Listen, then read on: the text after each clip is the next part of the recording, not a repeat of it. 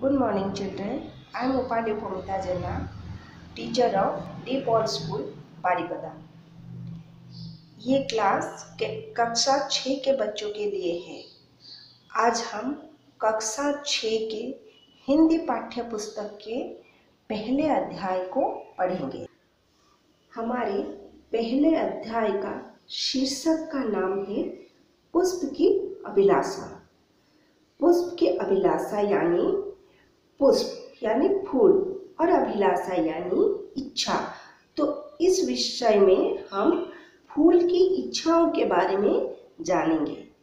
इस विषय के कवि का नाम है माखनलाल जी चतुर्वेदी।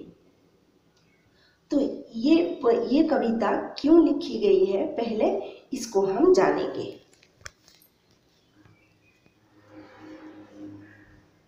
इस कविता में एक पुष्प की इच्छा के माध्यम से कवि ने बच्चों में राष्ट्रीय भावना को जागने का प्रयत्न किया है। पुष्प किसी देवता को अर्पित होने, किसी सम्राट के सब पर चढ़ाए जाने तथा देवताओं की बालिकाओं के सिर पर आभूषण बनने के स्थान पर मातृभूमि की रक्षा हेतु बढ़ रहे देश प्रेमी वीरों के पांव तले रौंदे जाने की अभिलाषा व्यक्त करता है। तो इस कविता के माध्यम से हम ये जानेंगे कि एक फूल अपने मन की भाव को, अपनी इच्छा को कैसे प्रकट करती है और वो कहाँ कहाँ पर लगना चाहती है और कहाँ कहाँ पर नहीं लगना चाहती है। तो इससे पहले हम इस कविता के कवि श्री माखनलाल जी चतुर्वेदी के बारे में कुछ जानेंगे। माखनलाल चतुर्वेदी का जन्म मध्य प्रदेश के जिला होशंगाबाद के अंतर्गत बबाई नामक गांव में 4 अप्रैल 1889 को हुआ था। वे राष्ट्र प्रेमी कवि थे तथा भारत के स्वतंत्रता के पश्चात सरकारी पदों को ठुकराकर अपनी साहित्य रचना में लगे रहे। उन्होंने प्रभा तथा कर्मवीर नामक पत्रिकाओं का संपादन भी किया। उनकी मुख्य कविताएं हैं दीप से दीप जले, कैसा छंद बना देती है तथा पुष्प की अभिलाषा। इन महान कवि का देहांत 30 जनवरी 1868 को हुआ था। और माखनलाल जी चतुर्वेदी 1921 में जब असहयोग आंदोलन हुआ था अंग्रेजों के खिलाफ, तो उसमें उनका योगदान अतुलनीय था, जिसके कारण उसको कारावास में भेज दिया गया था और उसी कारावास में उन्होंने ये कविता लिखी थी। उनको पद्म भूषण नामक एक पुरस्कार से भी नवाजा गया था। तो पहले हम ये कविता पढ़ेंगे।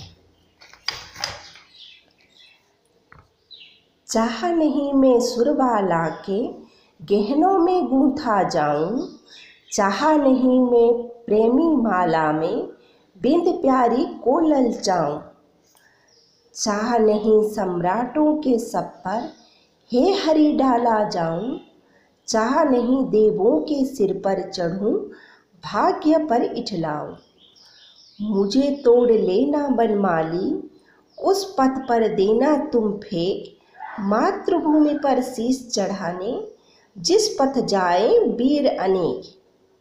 तो पहले हम पहला वाला स्टांजा पढ़ते हैं और उसका मतलब समझते हैं।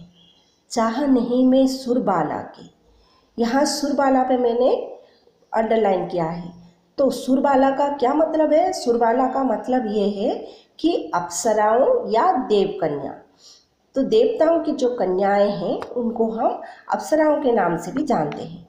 गहनों में गूंथा जाऊं, गूंथा मतलब पिरोना, जैसे कि हम एक माला गूंथते हैं, माला गूंथते वक्त उसमें फूल को पिरो कर गूंथते हैं। तो फूल की इच्छा क्या है?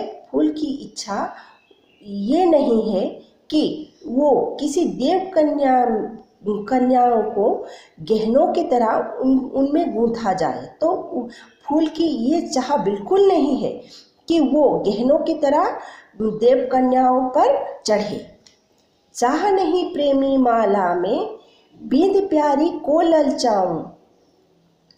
तो बिंद, बिंद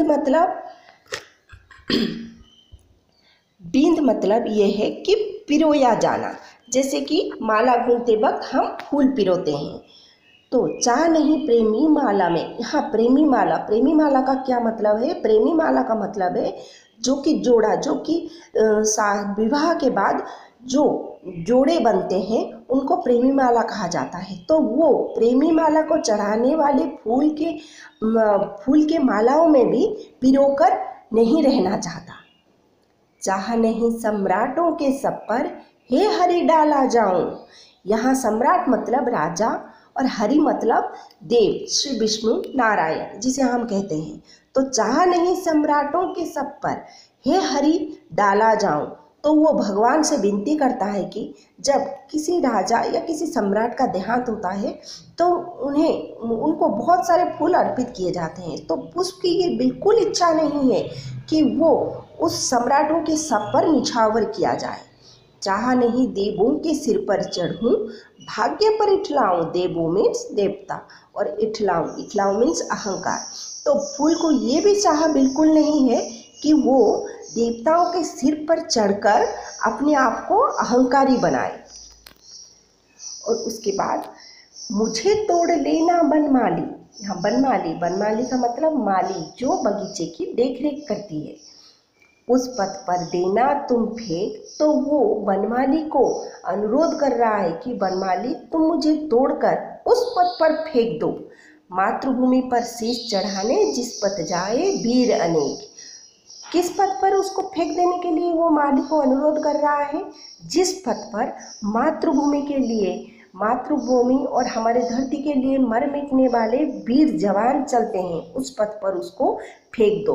उस पथ पर उसको फेंकने से वो अपने आप को धन्य मानकर चलेगी कि उसका जीवन सार्थक हो गया।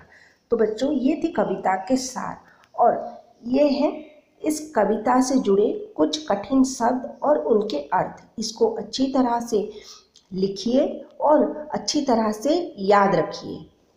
यहाँ पर पहला है सुरबाला, जैसे कि मैंने आपको बताया था, देवकन्या या देवताओं की बालिकाएं या अप्सरा।